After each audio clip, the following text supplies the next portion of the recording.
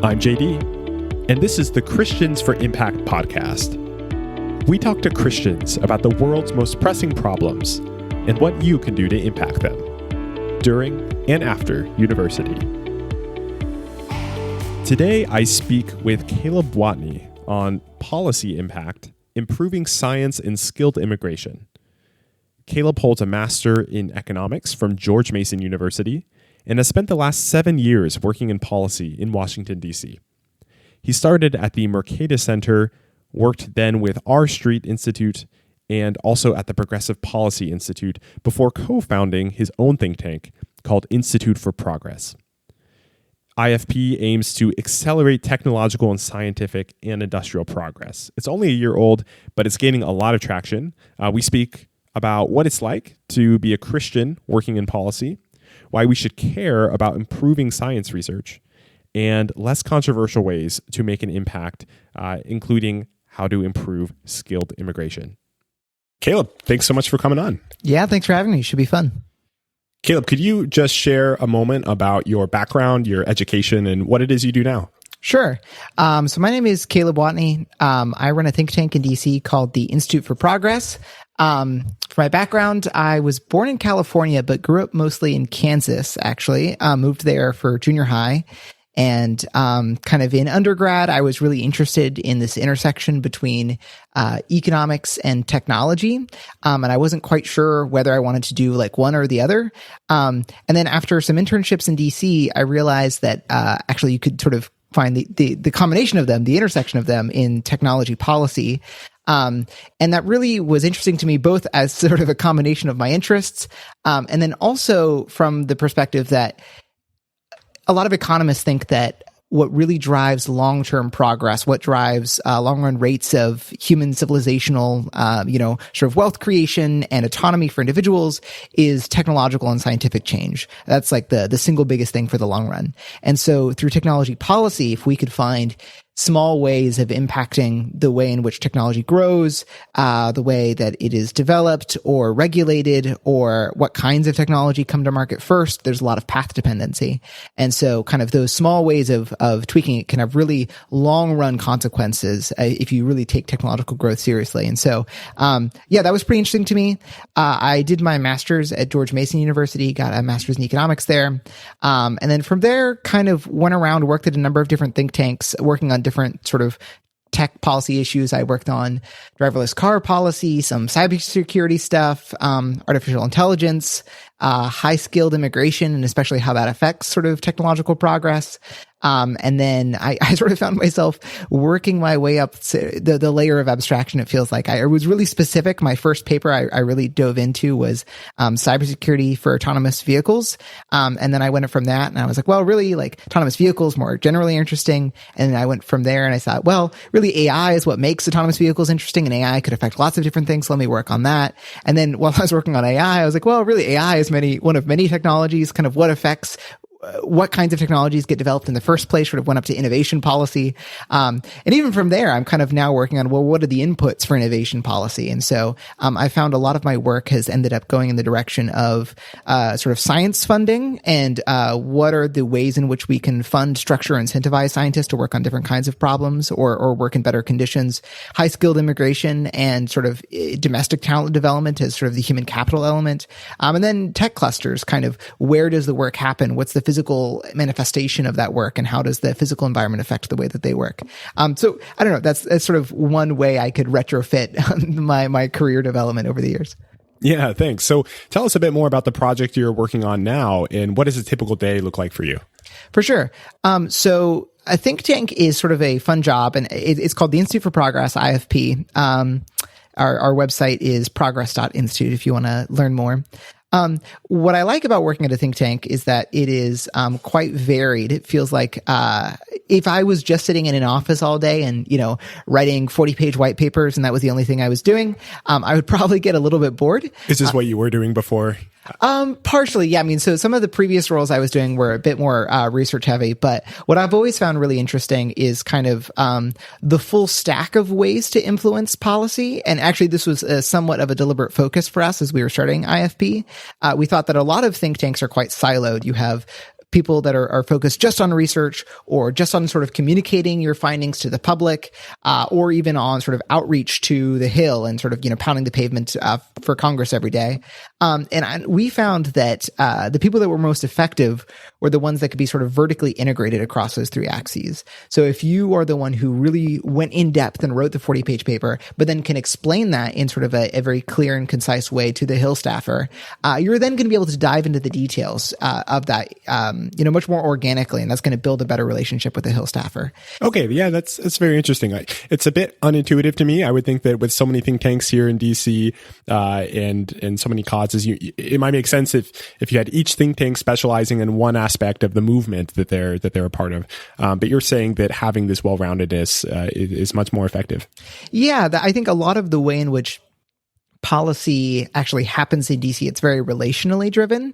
And so as soon as you have some sort of third party intermediary who is sort of like trying to hand off a relationship to some other person, that ends up like leading to this relationship context collapse that actually loses a lot of the value. Like if you're the deep expert and you sort of know what you're trying to suggest or what ways in which Congress needs to move, the reason and why in which Hill staffers might actually do something is because of your relationship. Like that's the thing that actually motivates them to spend political capital kind of on your objectives, or at least for them to know, to have like a high trust in that the information you're giving them is correct and valid. And I think the same thing applies on the communication side, that as you're trying to persuade journalists or the broader public about sort of the importance of any particular policy intervention, it's very helpful for you to actually have the deep technical expertise to be able to persuade them. And then likewise, if you as a technical researcher have this like deep understanding of how the public and how the media sort of responds to different kinds of proposals, that can then inform your writing as you're doing it. And so we've just found kind of, I think both in theory and in practice, that having people that have this sort of, vertical integration across the entire policy engagement process tend to be more effective. Now, the flip side is that it means it somewhat limits how wide you can go in terms of topic area coverage. So in some sense, we're proposing a model where policy experts are a bit narrower in terms of how much they cover, but then much deeper in terms of how much of that policy engagement process they're covering. And so, that's kind of what we do. And I guess maybe I'm just deluding myself, but that also tends to be what I enjoy. And so, I think it's both more effective and I think it's a bit more fun for someone like me. Yeah, thanks for sharing. So let's take a step back or maybe a step up looking at this from a bigger picture perspective. Why is policy in general something that Christians who want to impact the world should be concerned about? Why is this not just something that is maybe your particular interest, as you mentioned, but something that maybe Christians who want to be good stewards of their opportunities, their time, especially early career, having a big impact? Why is this something they should be interested in? For sure. Great question. I think policy is just at a very high level one of the most impactful places that you can be working. If we think about what are the things that affect the most number of people, which is, one way of thinking about impact, then certainly public policy and especially public policy in the United States can have a really large impact. The United States federal government both, directly spends trillions of dollars every year, but also sort of regulates or influences and shapes and funds basically every single sector of our economy. Really small changes to the way in which they govern a particular sector can have really large consequences for millions and billions of people. And especially because the United States is sort of has this privileged role as being on the frontier of a lot of new scientific and technological developments, it means that the decisions made here resonate not only just over the 350 million people in the United States, but over the 7 billion people all over the world. And so public policy, especially in the United States, is just this massive kind of wedge or lever over which you can affect the lives of billions of people. And so obviously you want to be quite careful and thoughtful and sort of have a high rigorous bar for what kinds of policy you should be engaging in. But I think that's the basic case. I think the popular conception of policy is that it's political, that when we're working on shaping government programs, that inevitably there is this red versus blue in the case of the U.S. Is this something that you deal with on a daily basis, or is policy somehow, is it possible to work in policy without being overly political? Right. I think this is actually like a conception that turns a lot of people off, and it's a very understandable conception because ultimately the people that are the decision makers do have to get elected, and so this kind of political side of policy does hang over kind of the whole enterprise. But I think what we found engaging in DC is that while politics is absolutely part of the process and something that's never going to go away, it's an inevitable part of the process, and it's actually good. I mean, to be living in a democracy, we don't want to be living in some other kind of system. But I think a lot of the parts of politics that turn people off aren't inevitable for the entire policy process. We found that a lot of the most important decisions, or maybe a lot of the most productive areas, are actually things that don't get a lot of coverage. A lot of the areas that you'll see when you kind of turn on the news are very high salience political issues, kind of what's the overall rate of taxation, what kinds of welfare policies are being passed. A lot of them these days are culture war issues, which actually may not even have very obvious policy making applications. But a lot of the ways in which the government spends money or actively shapes markets are not particularly partisan. So if you think about some of the areas that we work in, say science funding, the National Science Foundation and the National Institutes of Health together spend, around $60-70 billion a year sort of actively funding research. And that's not an area that you'll hear talked about on Rachel Maddow or Tucker Carlson every day.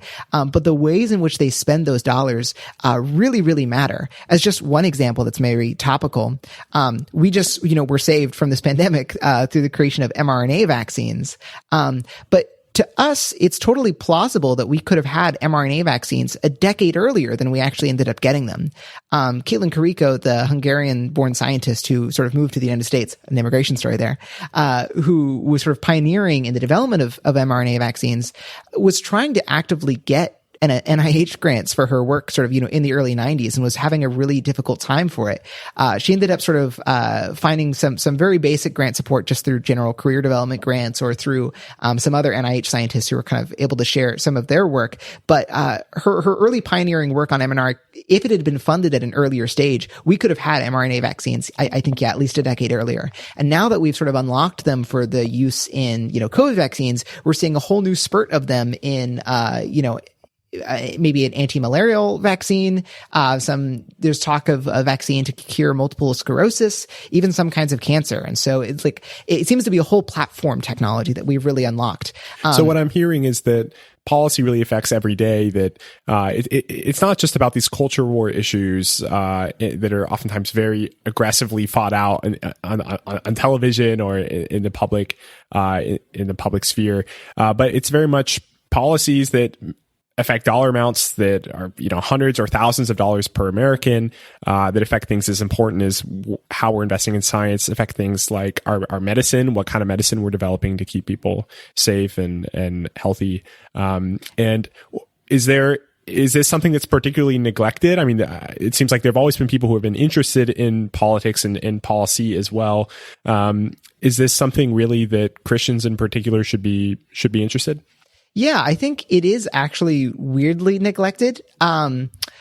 We try to focus on issues actually as a think tank that we think are, some combination of the classic framework around neglectedness, tractability, and importance. And so that's sort of a motivating framework we use to decide what kinds of policy issues to work on. And just to kind of continue with this example, and this is by no means the only example, but I think it's just worthwhile to stick with it. Within the sort of like science funding community, there's a large group of voices that are very focused on, say, increasing the total size of funding. So universities obviously are very dependent on research grants, and so they spend a fair amount of time and money sort of, lobbying Congress to increase research pools. Companies, in some sense, who benefit from downstream research applications spend a lot of money lobbying for more science funding and R&D generally. And so there's a very large and vocal community focused on how much should we be spending. But there's not really that same community for impacting or shaping how the money is being spent. Is there a particular reason that money is being spent poorly right now, or that there are ways we could spend it that would be much more impactful? Yeah, so this is what we call sort of this emerging area of meta science, which we describe as sort of applying the the frameworks and the lessons of the scientific method to the way that we fund and structure science. And there's actually been quite a lot of sort of homogeneity in the science funding ecosystem. A lot of the current systems we have set up were sort of emergent from the 1960s, this kind of post-World War II scientific order that was created. But we haven't fundamentally changed the system since then, really, even though the way in which science operates today is very, very different. Can you trace that out a bit? What does that mean in this post-World War II world, how science is funded? It's all a bit vague to me. Right. So the major system is really focused around sort of peer review and the idea that scientists can kind of independently decide which areas of science are important. They can then submit grant reports or, and then we can have a system of peer review decide amongst these competing offers and sort of see which ones should be prioritized. And sounds like a good thing, right? We want peer review. For sure. And actually, the peer review system kind of developed in the 1970s, actually. It was sort of some concerns about the partiality of science and whether people at the NSF or the NIH were sort of selecting the best scientists or were they just selecting their friends. And so this sort of system of peer review came along as kind of a mechanism for political legitimacy, saying like, hey, look, we have a system. We're sort of trusting the experts. And I think like it's certainly not a bad system sort of on the surface of it. But the kinds of this system interacts though with a lot of other systems. And so if you're an academic and you're trying to get tenure, that's sort of, the big career incentive a lot of scientists want. You very much have an incentive to kind of suggest incremental scientific projects. You're oftentimes awarded through both the grant making process and through sort of this tenure clock system to sort of get very safe bets. If there's some new data set that has sort of a clear causal identification strategy, but it's not particularly groundbreaking, like just very careful empirical papers sort of adding to an existing literature are like pretty high likelihood of succeeding because you're not really like challenging an existing paradigm, but it also means that the corresponding sort of scientific gain we get from that finding is less. And so if you think about sort of, to use a baseball analogy, if you were trying to hit a home run versus you could hit like a single or a double, a lot of the incentives in our scientific system are pushing for scientists to arbitrarily sort of take singles and doubles as opposed to aiming for the home run. What would it mean to change the way that science is incentivized in order to have more, balls out of the park? Right. To take more like high risk, high reward bets. One interesting system, and again, this is sort of based on the way in which the current scientific system may be pushing for incrementalism. And I'm guessing an example of this is, for instance, developing mRNA vaccines, right? This is something we could have, with better incentives, developed many years ago, would have saved hundreds of thousands, millions of lives. But because of the way science is incentivized, we didn't develop it sooner. Right. So Caitlin Carrico, as she was, applying, she was saying, hey, I think mRNA, vaccines could be quite groundbreaking. But the scientists who were reviewing her application said, we think this is like too unlikely. And this is like too long a bet, basically. We're not going to put funding dollars towards it. One way in which you could potentially get around that is to change basically how much consensus is needed for a grant to get funded. So under the current system, you're effectively sort of being judged by a panel of your peers, peer review, and then you're averaging those scores and then ranking based off of the average. But a characteristic of high risk, high reward, novel ideas might be that some people really get them and see the appeal and others don't. And so then if you're just averaging, then that will sort of like bring down the score. But there's lots of people who told many, groundbreaking entrepreneurs that Amazon or Airbnb or Uber, none of these things will ever work, but obviously they did.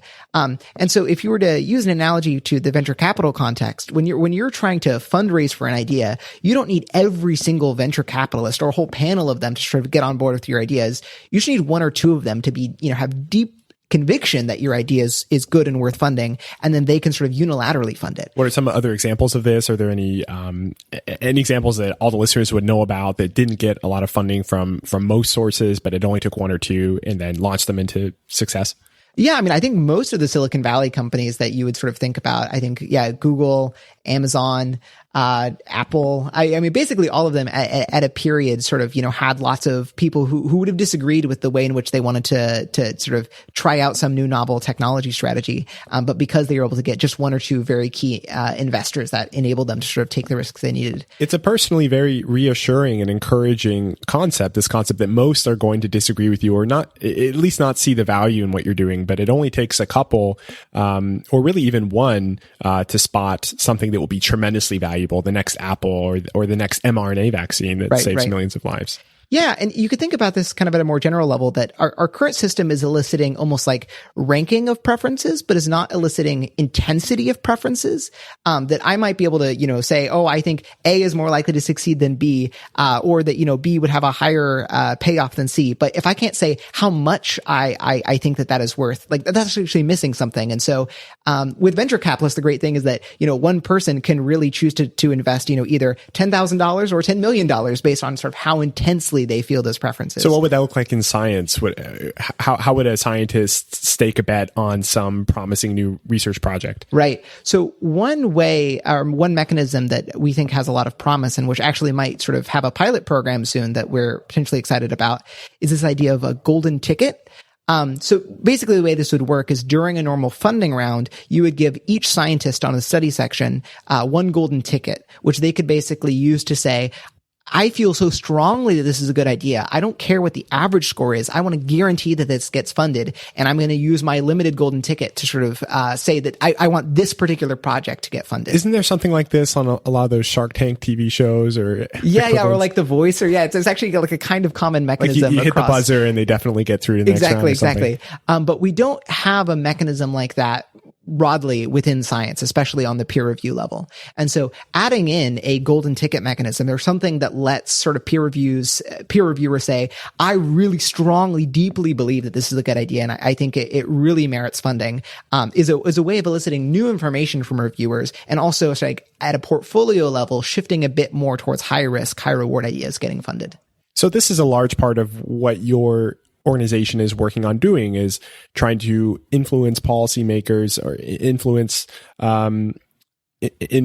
the government as well to change incentives for public university funding so that this is happening. Or how does that fit in with your work? Totally. So we kind of decided at a high level that meta-science was one of our priority areas based on this kind of significance, tractability, and neglectedness framework. And then within that, there's, I think, a lot of different layers. So first, you have to kind of understand the ecosystem as it currently stands, because for almost like Chesterton fence reasons, you don't want to start changing things unless you understand how the system currently operates. It means you're more likely to make a mistake. And so we spent a lot of time talking with scientists, talking with the folks who are within the NSF and the NIH to sort of understand what are their constraints. Cause I think another common mistake that sometimes people can make from the outside is just looking and saying, well, everything that the agencies are doing wrong, or if I want some system to be different and they're not doing it, like the agency must be making a mistake. But oftentimes the agencies have, sort of specific requirements from Congress that they have to do something in way X, Y, or Z. And so by working with them to understand what are their constraints, what are the things that they're doing out of sort of long held precedent or tradition versus what are the things that they're doing based on sort of specific statutes requiring them to do something versus what are things that they would like to try, but they don't have the funding for. Understanding kind of all of those different obstacles for an agency is actually really key and critical for being able to make good recommendations. Put very concretely, what are a couple of things you would love to see Congress do or those agencies do that would improve the way science is funded and have tremendous positive impact? I think one interesting thing would be to create a specific center for experimentation. I think oftentimes when experimentation is a secondary goal for an organization or for an individual, generic scientific experimentation, experimentation in new kinds of funding mechanisms. So something like trying out a golden ticket mechanism, and we're going to actually rigorously see, we're going to have sort of a control group, and we're going to have a counterfactual and know kind of, oh, these are the new people that would have been funded under a golden ticket, and these are the people that would have been funded under the old system. And now we can compare these cohorts across time and sort of see how, are younger scholars being funded more under one particular system? Are we getting more high risk bets under another system? So we want to actually be able to measure those sorts of things. Yeah. What are some other examples of concrete changes you'd like to see? So another, at least, experiment I would like us to run or try would be a lottery system. So one concern within the system is that there's a lot of time spent in sort of the grant application process. One metric has it that principal investigators, so sort of the main people applying for grants, are spending around 44% of their time doing grant applications and then the related sort of paperwork and maintenance after they've gotten the grant, as opposed to doing active research, which is a lot of their time. Yeah, these are key researchers, right? Who are just spending a ton of time. Their time is filling very out the precious. paperwork. Yeah. And obviously not all of that time is wasted. I mean, in some sense, they are coming up with the scientific ideas in the first place that they actually want to testing out in the world. But I think probably 44% seems like quite high. And I could imagine, if we could cut that in half, that would actually be a quite big boost to scientific productivity without actually spending any more money. And so one way of sort of getting at how much of this process is valuable would be having some scientists actually win through a grant lottery. And so actually New Zealand tried this for a little bit, where they had some share of their applications not being decided through this sort of lengthy grant application and peer review process, but just through chance. I think you had to meet some basic standard of kind of like competence or whatever, that you were an existing researcher that had done real science before. But then beyond that, it was sort of decided by lottery. And is the thinking here also that once you're talking about these very hypothetical experiments or projects, it's not really clear whose opinion's better than who else's opinion. You just want to fund something or as much as you can and do that as efficiently as possible with as low transaction costs as possible. Yeah, exactly. That, we're very precisely ranking all these different applicants, but maybe all of these, maybe this is all false precision. Maybe we don't actually know beforehand what kinds of scientific ideas are really likely to pay off and which ones are not. And if that's true, then this, very long, lengthy, costly process is not actually adding that much value. And maybe by switching at least, some portion of our grant funding towards a lottery, we could get sort of more efficiency and actually be able to take a risk on some novel bets that wouldn't have been made if they had to go through the current process. And so it seems at least worth trying. One thing I want to specify is that by experiment, I don't just mean try something new, but actually experiment in the scientific sense that we have a clear hypothesis that we're trying to test. We're being quite careful about data collection and evaluation, and then scaling the ones that work. So as I mentioned, New Zealand has done a scientific lottery, but quite disappointing to me, they haven't actually sort of done much to figure out what's the counterfactual population that would have gotten funded under the old system. Instead, the extent of their evaluation was to send effectively a survey out to all the scientists and ask, did you like using the lottery, yes or no? And unsurprisingly, the scientists who won the lottery liked using the lottery more than the scientists that didn't win the lottery. So again, that's not actually telling us that much about sort of how these mechanisms compare and contrast. So I want to be, quite specific. But we have a lot of the tools within science to actually know how to run sort of careful, thoughtful evaluations to know how these mechanisms compare. So meta-science is one of the three foci of your organization. You also focus on high-skilled immigration, and what was the other, general economic growth or? Biosecurity. Biosecurity, right. And we're actually sort of expanding potentially. So we have sort of a new fourth emerging area that we're doing some work on, sort of infrastructure. How do we actually build things in the physical environment? So is it mostly about producing report? You mentioned vertical integration, and you described that very well, how it's important to have that technical expertise, but then also have that communication ability so that you can effectively make relationships here in Congress. They could actually influence policy that's enacted in Congress and also the agencies as well. Are you taking a similar approach towards improving risks from biosecurity and towards high-skilled immigration, or how does your work there differ from that of meta-science? Yeah, I think our approach tends to be quite specific. Before sort of entering an area, we try to lay out somewhat of a rough roadmap of kind of who are the major players, what are the big roadblocks, to what extent are the roadblocks things that you directly need Congress to change versus things that you could do just through the agencies versus things where you might need more academic research before being able to make sort of clear, specific recommendations. And so then our approach within each area is very dependent on kind of that rough roadmap. And usually we try to have things or improvements that we can suggest that could operate both on the congressional level and on the agency level, partially because sort of Congress is very, I guess, lumpy in terms of when they'll actually make changes.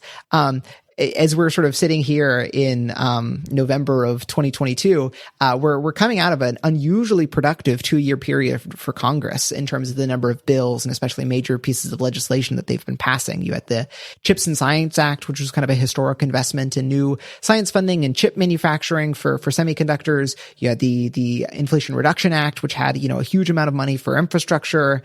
You had a couple of other sort of major bills that pass a lot of money. And so within all of those bills were lots of other sort of smaller pieces of technical changes across these different areas. And that was sort of like a uniquely productive period to actually be engaging with Congress because they were making so many active changes. But there are other sort of Congresses, which are usually defined as like 2-year terms, 1-year terms. But in other Congresses, it may be much less productive. And so it's actually very helpful to have a number of policy approaches across both agency and congressional engagement to make sure that we can always be productively moving the ball forward. So I'm happy to go maybe specifically into immigration or biosecurity as you prefer. So let's look at working in policy in general as a Christian, looking at it from a couple different perspectives. One, I'd like to hear your response to maybe a more critical take, which is that Christians shouldn't be involved in policy. I know many Mennonites or Anabaptists, for instance, and they have this view that Christians should not be stained by the world and give to Caesar what is Caesar, to God what is God's, and that being part of the kingdom of God means being separate from the political sphere and all of its conniving and all of its vain pursuits.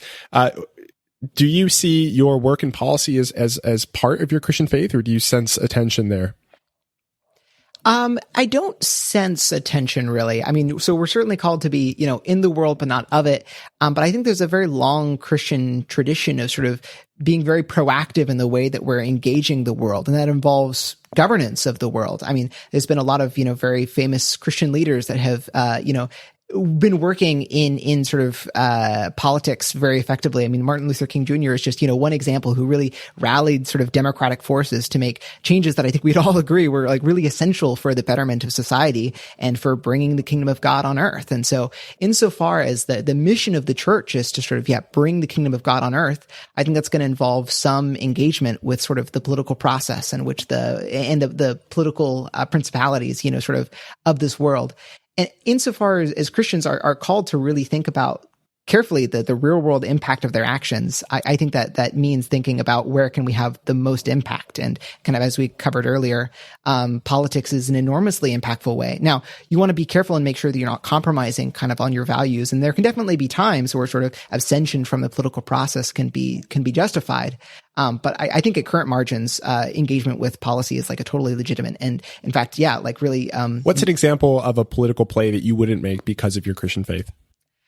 I think, there's certain like principles, like you should, maybe I would almost call it like tactics. I think like using lies or deception or sort of, other untoward, tactics as a way of trying to advance political goals, seems ungodly and not worth doing. I think obviously you should try to think about the actual political impacts of your work. And so if you were advancing policies that would have negative impacts on the world, you should probably not do that. And maybe this might also be a call for humility and saying that, thinking about worlds in which you're wrong. I think I've seen a lot of people who sort of will feel quite confident that a particular policy is correct. But sort of taking this like moral uncertainty quite seriously, actually, I think is important. Christians more than anyone should know about the limitations of sort of human cognition and the fact that we can be weak, we can fall prey to sin, we can be overconfident. And so trying to think very carefully about sort of what happens if we're wrong about any given policy is actually really important. So I oftentimes try to think about what are policies that seem broadly positive in a wide range of futures, and then actually put like more sort of focus on those, because I think there's a good chance that I could be wrong on any particular thing. That's a really interesting idea, this intellectual humility that a Christian ought to have, that because we are fallen, as you mentioned, that we are prone to sin and also to make mistakes, cognitive mistakes about what's right, what's true. That also seems to be a bit different from a lot of Christian messaging I sometimes hear, which can put forward this idea that there's only one way, or there's, let's just say, in a political context, right? It's black and white who's on God's side, or God would obviously prefer this policy over that policy. Do you think it sounds like you'd say that's a mistaken approach? And yes. Any additional thoughts about that? Because I tend to associate Christians with those who are much more black and white than those who are willing to admit an intellectual mistake. Yeah, I think part of this, Christians have, I think, quite strong beliefs, I think justifiably, about wisdom that they feel like is received directly from the Bible or from the Word of God, is revealed through the teachings of Jesus, and I think have like a higher bar of kind of confidence in those things. But I think oftentimes there's not actually that much direct political or maybe biblical wisdom we can take that we can apply, just sort of, copy and paste towards political activities of the day. Sort of a lot of the Bible is written for a specific context and guides us in sort of moral teaching, and gives us maybe the values that we should be seeking to pursue, but it doesn't actually tell you like what specific subgenre of tax policy is going to be, the most biblical, the most godly. You actually have to have an understanding of sort of the technical effects that these policies can have in the real world. And the Bible is not an economics textbook, and I think isn't trying to be. And so I think a lot of the maybe humility on the political level comes not from sort of what are the moral values that we should be seeking to promote in the world, but instead kind of what are the real world impacts, and what do we actually know about how the world operates, and the sort of maybe the complicated interaction effects of policy with these, complex global trade and economic systems. There's a long tradition of Christians who were trying to shape public policy as part of advancing the kingdom of God. Other Christians cringe a bit at this language. They see them as separate things. I'm thinking of course, the social gospel movement of the early 20th century in the U.S., but also I think of Martin Luther King in the 1960s, pushing for civil rights and equality in a way that all Christians today can get behind. In what sense do you see the work that you're doing as part of advancing the kingdom of God? And if you wouldn't, how would you frame it in other words, if you had other more theological framings for it? Yeah, I think it's a good question, and one that I don't know I have totally well thought out responses to. So there's a long tradition of Christians who viewed social activism and social engagement as part of advancing the kingdom of God, from the social gospel movement in the early 20th century, even to the 1960s with Martin Luther King and the civil rights movement. Christians today will look at these different movements with different levels of respect or judgment. How do you view the work that you do as a Christian? Do you consider your daily work as part of advancing the kingdom of God, or obeying a calling from God? How do you frame it? Yeah, I think I view my calling, and certainly the work that Institute for Progress is doing, at a very high level as just trying to improve very basic conditions of the world, and in some sense like increase human autonomy at the highest level, and think deliberately about sort of the impacts of technology and science. I think you could certainly point to the fact that we have a strong calling to sort of care for the poor, and the fact that over the long run, it seems like the greatest reductions in poverty come from changes in science and technology. We're supposed to, one part of caring for the poor is curing new diseases, and all the people who would suffer from a disease, but now we have some new mRNA vaccine to help prevent them and enable them to sort of live long, healthy lives. And there's a lot of people who die prematurely before they have a chance to sort of engage with the church or engage with the gospel. And so providing better tools to just kind of generically improve the status or the condition of the world, I think, is a very high level, broad, maybe vague, you could even call it, tool for sort of directly advancing the gospel. But I do think it's actually important. And if we spend all of our time just on evangelism, both the church itself kind of has fewer avenues to impact the world. Sort of, I think we have a long tradition of seeing that direct sort of material advances in human conditions, when done by the church, actually enable the church to then have greater spiritual focus or greater spiritual impact. Sort of that connection between spiritual and physical blessing is something I think the church has maybe neglected at sometimes. Seems like one impact of Institute for Progress is definitely helping the global poor, also helping those who are victims of let's say, less than optimal immigration policies. And we see biblical precedents for caring about both of these. Yet you work on a very abstract level. When we look in the Gospels and we look at the life of Jesus and of his apostles and the disciples, we see people who are doing many times very direct acts of kindness. How do you square that? How do you remind yourself of this biblical story and this calling when, as you mentioned, it is a very different context today, and you're working at a much more abstracted, high level?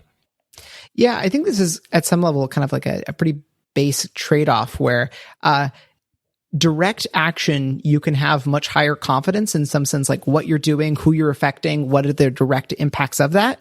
And then as you kind of like move up layers of abstraction, you can impact more people. And so that is like good, but you have slightly less confidence in terms of what exactly is going to be the impact of it. But I guess at some level, it sounds like you're okay with taking less confident approaches if it's impacting enough people.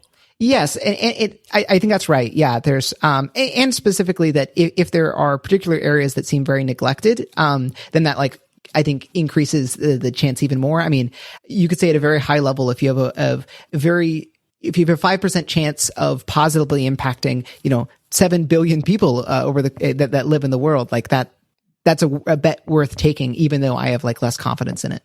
Over, let's say, a 100% chance of saving a handful of people. Yeah, exactly. Okay. I think that's a trade-off that many Christians would have a difficult time making, and many of us don't feel quite the same motivation to tackle these abstract problems. Do you think God has wired us just in different ways and that we should just go with whatever we feel most excited about? Or do you think there is some important discernment that we need to do about thinking things out and thinking, oh, how can we really impact the most people, even if we're less confident about it? Yeah, I think it's some combination of the two. Certainly, I think people can be more effective at particular jobs when they feel like they are playing into their strengths and to their inclinations and into their calling. But I think it's also a mistake to think that the way our natural kind of preconceived notions are going to play out are always going to be correct. And I've changed my mind a lot about the best ways of sort of having impact in my career. And that came not through sort of changes in my desires necessarily, but through careful study and sort of consideration of how I could have the most impact. Yeah. What were some other things you were considering doing that you updated your views on, and so you parted paths? I went through a lot of different, I think like most kids do, I think, so I'm named Caleb after, Caleb from the Bible. And so for a period, I wanted to be a spy, which was, sort of funny. I think I was, watching James Bond movies or something and thought that would be fun. At one point considered like, I think biology is cool. Should I go become a doctor? I thought, technology was really fun. Should I go work, for Google or a big tech company or something? But one of the things that actually drew me to policy was the idea that, you could be solving market failures, which is another way of sort of talking about, I think, like social good, that oftentimes, when you're working in the private sector, and I think there's lots of really great things to do in the private sector, but when you're working in the private sector and there's like a very clear profit motive for doing something that, creates things or it creates services that other people value, then like there's a very clear direct financial connection there that will motivate people to do it. But in sort of nonprofit or policy work, that can very much not be the case. If Pfizer or some big drug company creates a drug that, solves some major disease, they will directly financially profit from it. But if you create a better R&D system that then in a very downstream way allows you to create new medications, like the policy people won't directly financially benefit from it. And so I think there's actually a lot less incentive to do that at kind of like a social level, to spend a lot of time and careful consideration in the design of things like R&D policy. And it was one of the reasons why I wanted to go work in it, because I thought, it was a market failure. Other people were less likely to do it because there wasn't like a direct financial stake in it. Do you think as Christians we're called to go to places where other people are less likely to go? I think so. Yeah. So I'd love to hear some career advice from you. If you have any, maybe we could replay a little bit more about your story and particular steps you took, especially for those interested in working in policy. I know you studied at George Mason. You got a master's there in economics. I think you studied economics before then at a bachelor's level. Is that right? Sort of. My school was really small. I went to Sterling College for my undergraduate, and it was not big enough to have an economics department. So I think I would have done economics if we had a department, but I did business administration kind of generically, and then I got like a minor in economics, basically.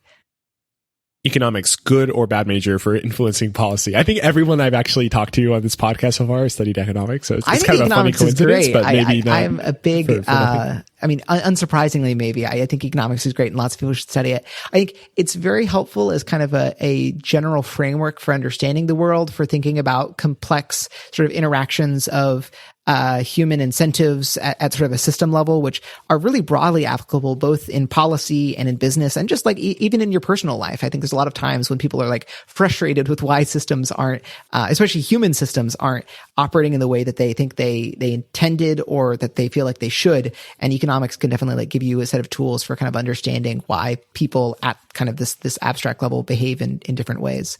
I think for policy impacts, what I liked about economics is that I had some uncertainty about whether I wanted to do business or technology or policy or, academia maybe. And so economics felt like it actually had some sort of flexibility that I could use it across a lot of different domains. And so that was one of the reasons I liked it. But now that I'm in policy, I do find that a lot of the thinkers I find most helpful are other economists. Not to say exclusively, but that is a pattern. Working at think tanks to get experience in the policy world, is that something you would recommend others try out? Yeah, for sure. I think think tanks give you a nice... What are the names of some that you were at? So when I was at George Mason, I was a research assistant at the Mercatus Center, which is a research center attached to George Mason. I then spent a couple of years at the R Street Institute, the letter R. And then I went to the Progressive Policy Institute, PPI. And then from there, I met my co-founder, Alec, and then the two of us started Institute for Progress. And those, I'm not as familiar with the policy world, but those sound like quite different kinds of think tanks. Would you recommend trying out different types of policy think tanks, or do you think you do kind of have to plan ahead and pick sides when you're in that world? That's a good question. Yeah, it is somewhat unusual that I've worked both at center right and center left think tanks. Partially, I think I was able to do that because I was working on a set of issues that are less polarized. So, things like technology and science funding. Sometimes they have sort of partisan valences, but on average, compared to lots of other issues, they tend to be less polarized. And so that sort of enabled me to feel like I could go wherever would let me do the best work on those topics, sort of separate from the partisan valence. But it can sometimes be hard. I appreciate it now, especially being at a nonpartisan think tank, that I feel like I have some ability to speak the language and talk about the political priorities of each side, having sort of, been involved in both of those coalitions. And so I found that quite helpful. I think one maybe major difference for early career researchers to think about is the difference between a big think tank versus a small think tank. That big think tanks tend to be a bit more bureaucratic, but also structured. And so if you really, have little, if you would like a more structured environment, certainly a big think tank might be better on those margins, but it's also going to have more barriers. It's going to be harder for you to solo publish. Oftentimes they want you to have had like a PhD or a law degree to be able to solo publish things at a place like Brookings, or to sort of advance. And so I sort of went the route of the smaller think tanks where I felt like I was able to kind of, put myself out there at an earlier stage, maybe make mistakes at an earlier stage. But I think that was actually quite critical for my own development. What are some other paths that people could take? Is it mostly studying economics or some quantitative social science and then work in think tanks? Or what are some other maybe more agency level paths people can go to influence policy? Yeah, I think that there's a number of paths. So, in terms of school disciplines, economics is big, but also public policy.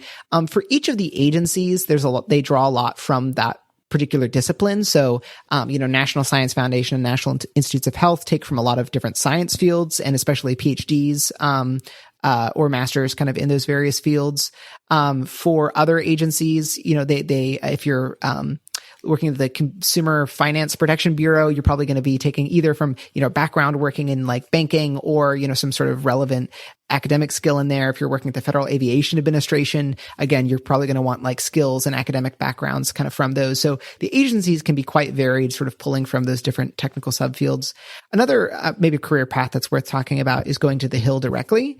The Hill is kind of funny in the sense that there's lots of avenues to come in at a very early stage, kind of as an intern and maybe work your way up, or from a very high stage, kind of once you're very established, you can come in and be a technical advisor or maybe work as committee staff on one of the various congressional committees. There's not actually that many opportunities to kind of come in at a mid-level.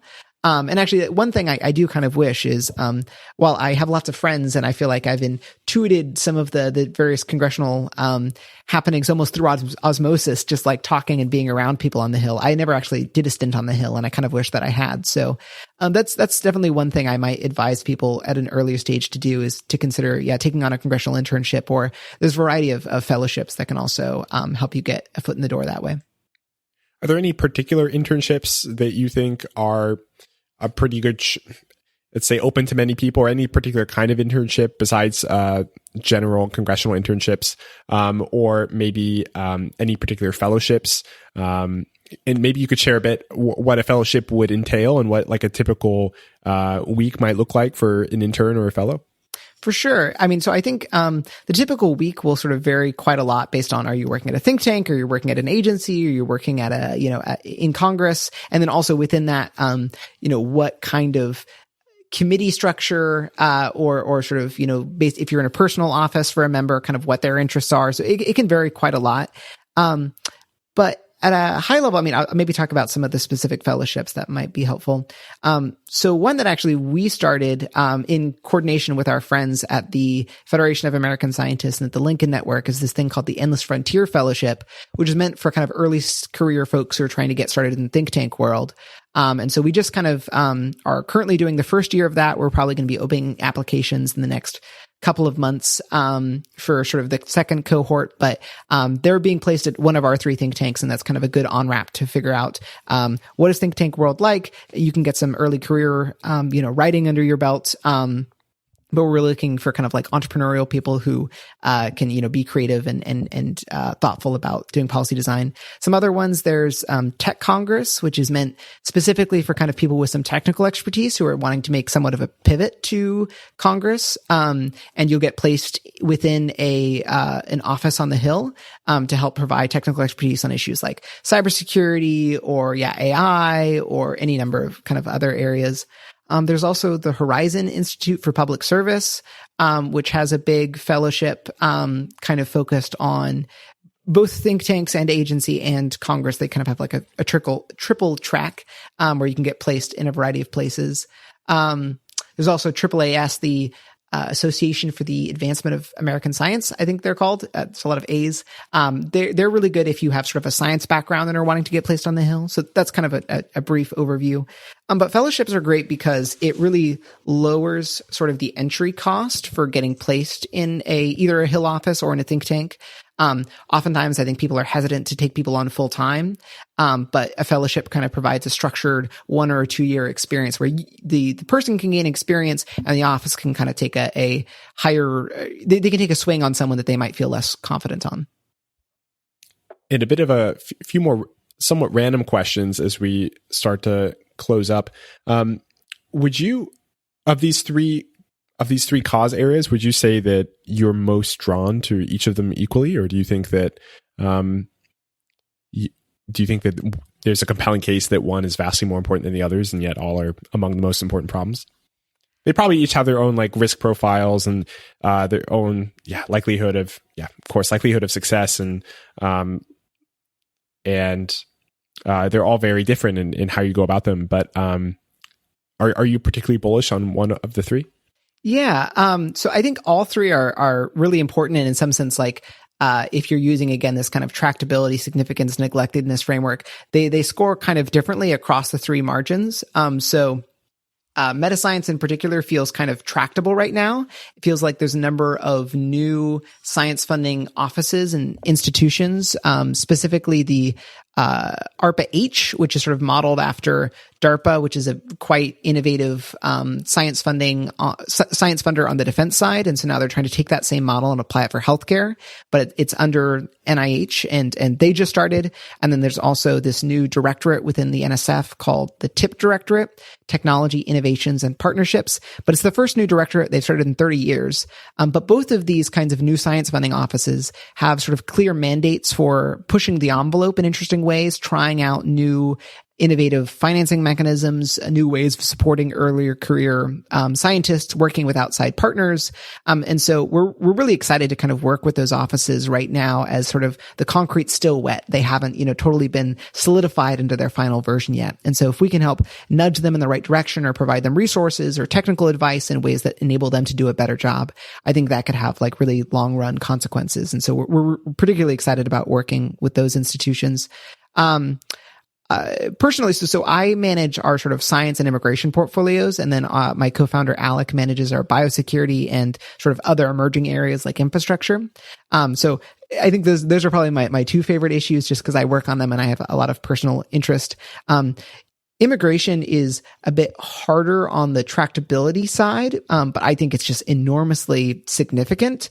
It feels like in some sense the biggest no-brainer is to just like let more high-skilled immigrants into the country. And I should note, we're particularly focusing on high-skilled, and not necessarily because those are the only immigrants that we'd like into our country. We're broadly in favor of immigration across the board. But we think that that's particularly tractable. That's kind of the one narrow corner of immigration where we think we can get some bipartisan compromise. And so it's also weirdly neglected. I think oftentimes the business community doesn't focus as much on broad-based kind of flexible visas like the O1 visa for immigrants of extraordinary ability. Oftentimes the business community spends a lot of time on the H-1B or some of these other visa categories that are specifically tied to an employer, which kind of makes sense, I guess, from their perspective. But it means that, advocacy on programs like the O1 or the J1, or just kind of broadly increasing the number of green cards available for STEM. And it seems like businesses nowadays are, I guess, not as excited about immigration as they used to be when we had labor shortage is just as bad in the 70s and 80s, but it seems like back then there's maybe more tolerance for getting Americans working regardless of where they came from, and now it's maybe a little more protectionist. Would you agree with that, or do you? I'm not sure. It's hard to say. I think immigration has become maybe more polarized than it was in like the 70s or the 80s, and so it's like more of a hot button issue, and so that might be a reason for businesses to kind of stay away from engaging on the issue. But it is, I mean, just to kind of get back to how much of a no-brainer it is. I mean, we have, lots of people that are coming to the United States, especially as international students, to get PhDs in, quantum computing and artificial intelligence and electrical engineering. And, actually, for some of these programs, like, electrical engineering, I think something like 78% of our grad students are international students, which is just like a massive percentage. And in an AI, it's like well above 50%. I think for semiconductor, manufacturing, it's something like, 60%. And so a large fraction of our sort of available could be technical workforce are international students. And then there's not very clear-cut sort of pathways for them to be able to stay in the United States. And so this seems especially counterproductive insofar as, we're concerned about, a budding technological rivalship with, China. And so you have a lot of Chinese students who are coming to the United States, we're training them and then sending them back in some sense to, work against us at some level. But So we're working to try to, build more of a consensus, especially within the national security community, that this should be like a really top priority for us. And two other somewhat random questions. First, you were talking a lot about careers and policy earlier. It sounds like for a lot of these, you need to be in DC, you need to be on the Hill. Is that the case for this path, or is it pretty amenable to wherever you are in the US? Yeah, I think for policy impact, it is pretty important to be in DC. It's why we're based in DC. I think if you're really focused on the research side, it's possible to live elsewhere. I mean, there's a bunch of, scholars whose work we build on, certainly, or even publish, that aren't based in DC. So if you're primarily a research scholar, you don't necessarily need to be in DC. But as much as possible, I think for actually understanding what are the real constraints that agency or Congress themselves feel like they have, it's actually really essential to be in DC and have those in-person conversations. How much of the advice earlier about policy generalizes to other Western countries, especially in Western Europe, particularly the UK? Is it a completely different process, or are there similar? Is there similar reasoning that that Christians interested in policy careers in those countries could follow, like the ITN framework, or like some other things that you mentioned that would be helpful? Yeah, I think certainly, yeah, the ITN framework is I think broadly applicable. I think a lot of policy engagement in DC is kind of idiosyncratic and based around the weird particularities of the US system. I mean, it's just one example. Think tanks do exist in other countries, but they play a much, much smaller role in terms of the policy shaping process. I think part of this is actually US like civil servant pay is really low. And so it creates a system where if you want to go impact the way in which policy operates, if you're in the UK, it's kind of like an obvious next step for you to just go work directly within the government at some agency. And in the US, that's a much less obvious case because it's much more bureaucratic to try to get in. The pay is lower. And because I think there's a lot more, it's like harder to actually get things across the board, especially in Congress. We have a lot more sort of like veto points across the system than I think other countries do, especially parliamentary systems like the UK, where once you can like have consensus within parliament, you can just kind of like do the thing directly. It also seems like in the US, maybe with a lot of policy or at least a lot of agencies, it is split by which side of the aisle you're on, which political party you're part of. Whereas in the UK, it seems like the civil service is much more a professional operation. I mean that in the sense that people don't get in and out of office depending on, or rather, professionals don't exit or leave depending on who's in office. Is that a unique aspect of the US, or am I just looking too narrowly at the US versus the UK? Yeah, it's a good question. Beyond the UK, like in the rest of the world, I'm not sure exactly how, the Spanish civil service works. And even within the US, like we do definitely have political appointees who kind of rotate in every time that there's a new president elected. But a lot of the kind of like lower levels of the civil service stay pretty steady. So there's career civil servants who, aren't political appointees, and they will kind of like stick beyond any one administration, and they tend to be less partisan in general. There's also some agencies like, the Congressional Budget Office that sort of really pride themselves and have an internal culture of being nonpartisan. And so this isn't to say that, like all civil servants are partisan or have to deal with that. There's a lot of parts, both at the lower levels of basically all agencies, and then at particular agencies that kind of have some sort of a nonpartisan role that wouldn't be the case in. But I'm not exactly sure how it compares to the rest of the world. The civil service as a path, is that something that you think is also quite neglected for careers that have an outsized impact? It's related to policy, but distinct from the kind of world that you've worked in. Yeah, I think it depends a lot on the specific agency.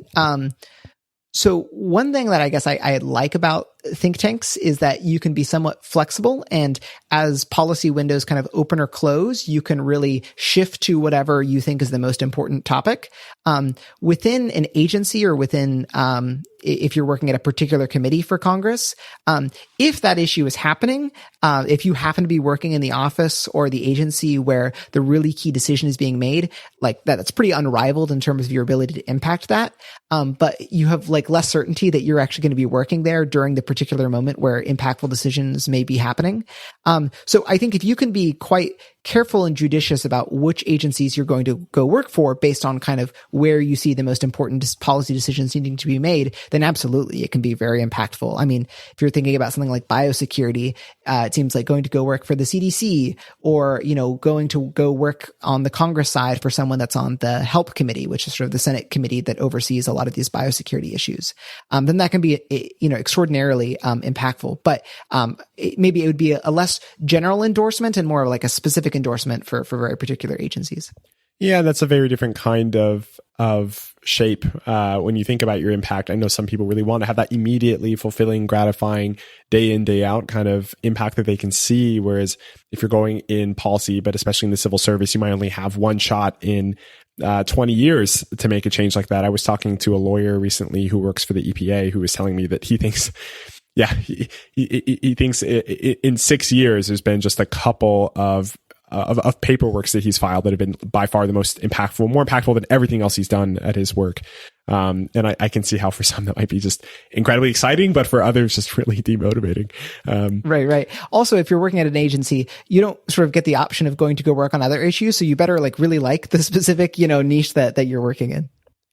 Great. Then, any other career advice that you think is particularly neglected, for policy careers or even just in general?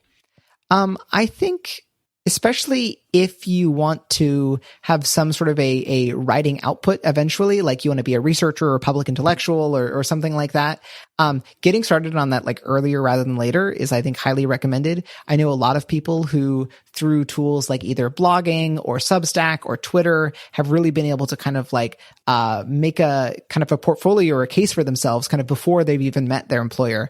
I know I've gotten several jobs kind of through people that I met on Twitter, or I've hired people that I sort of saw their work or knew their work either from Substack or Twitter. And so having sort of a public presence and being able to show that you're actively engaging in kind of the world of ideas is really important for those kind of set of careers. But that's not to say that everyone in policy should be doing that. There's a lot of people who, if you're quite focused on, say, the national security establishment and you want to go work for the Pentagon, I would advise you not necessarily tweet, because they have a lot more sort of, robust background checks and whatnot. But for sort of, more general sort of policy engagement, I think being willing to put yourself out there publicly in sort of the world of ideas is really, I think, both impactful and helpful for your own professional development. Any final words about how listeners can hear more about Institute for Progress or what you're doing? Yeah, well, on topic, we are quite active on Twitter, and so our Institute for Progress is at IFP. I'm at Caleb Watney. You can also sort of follow our work. We have a newsletter that you can subscribe to from our website, which is progress.institute. In general, I think the website and Twitter are probably the two best ways to follow us. Awesome, Caleb. Thank you so much. Yeah, thanks for having me on. Hi, listeners. I hope you enjoyed this podcast. If you are interested in working in policy or politics to make an impact, we would love to help. We've written a guide on how to discern your call to an impactful career in policy and how to think about this as a Christian whose priority is to have an impact for the kingdom rather than for one tribe or political party. We think it's potentially a very impactful path. Check out our report on why, and consider signing up for one-on-one mentorship if you're interested in pursuing a career in this space. All this and more at christiansforimpact.org.